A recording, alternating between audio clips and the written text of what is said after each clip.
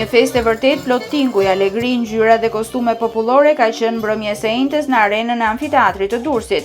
Festivali i muzikës dhe valleve ka bërë bashkë rreth 400 pjesëmarrës nga 8 vende të ndryshme, si Ukraina, Polonia, Bullgaria, Rumania, Malizi, Bosnjë-Hercegovina, Kroacia, Turqia dhe Serbia, si dhe vendi mikpritës Shqipëria. Për vetë protagonistët, ky aktivitet është një pikë takimi për kulturat e vendeve pjesëmarrëse, duke e cilësuar Shqipërinë si të veçantë dhe mbreslënse.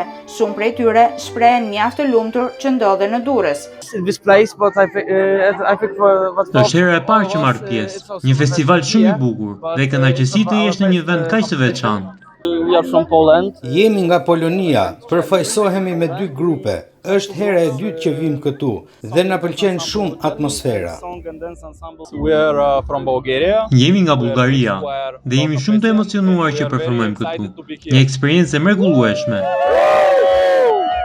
Jemi shumë të lumtur që përfaqësojmë Shqipërinë në festivale kaq të mëdha për disa vite. Të emocionuar besoj?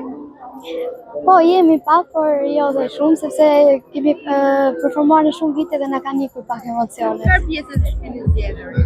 Kemi zgjedhur një pjesë nga Shqipëria e Mesme.